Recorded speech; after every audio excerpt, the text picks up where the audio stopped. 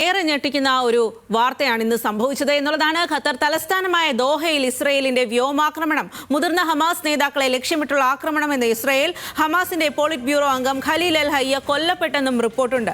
Doha ആക്രമണം Israel ഒറ്റയ്ക്ക് നടപ്പാക്കിയതെന്ന് പ്രധാനമന്ത്രി ബെഞ്ചമിൻ നെതന്യാഹു.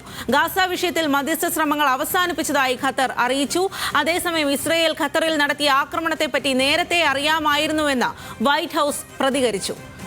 വിവരങ്ങളുമായി അശ്വതി വിശ്വനാഥനാണ് ചേരുന്നത്. അശ്വതി, ഇപ്പോൾ കൂടുതൽ വിവരങ്ങൾ ഇക്കാര്യത്തിൽ പുറത്തേക്ക് വരിക ആണ് എന്നുള്ളതാണ്. ഇസ്രയേൽ ഹമാസ് വിഷയത്തിൽ വലിയ തരത്തിലുള്ള മധ്യസ്ഥ ശ്രമങ്ങൾക്കാണ് ഖത്തർ ശ്രമിച്ചത്. അവിടേക്ക് തന്നെ ഇപ്പോൾ വ്യോമാക്രമണം അഴിച്ചുവിട്ടിരിക്കുകയാണ് ഇസ്രയേൽ. ഇപ്പോൾ ആരൊക്കെ കൊല്ലപ്പെട്ടു എന്നതടക്കമുള്ള വിവരങ്ങളാണ് പുറത്തേക്ക് വരുന്നത്.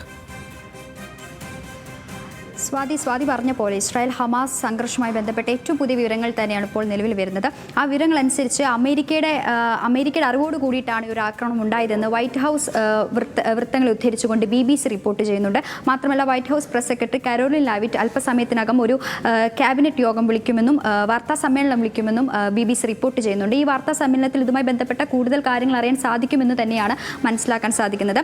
ദോഹയിൽ ഈ നടന്ന ആക്രമണം വെടിനിർത്തൽ ധാരണയുമായിട്ടുള്ള ചർച്ചകൾക്കിടയിലാണ് ഇത്തരത്തിലൊരു ആക്രമണം നടന്നിരിക്കുന്നത്.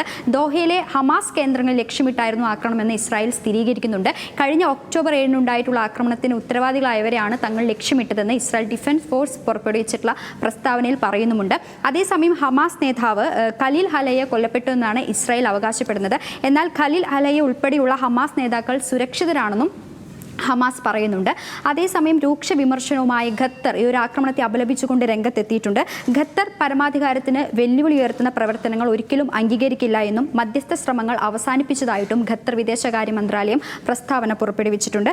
മാത്രമല്ല ഈ ഗൾഫ് അറബ് സഖ്യരാജ്യങ്ങളും ഇറാനുമടക്കം ആക്രമണത്തെ അപലപിക്കുകയും ഖത്തറിന്റെ പരമാധികാരം സംരക്ഷിക്കുകയുമെന്നും പറയുന്നുണ്ട്. സ്വാതി.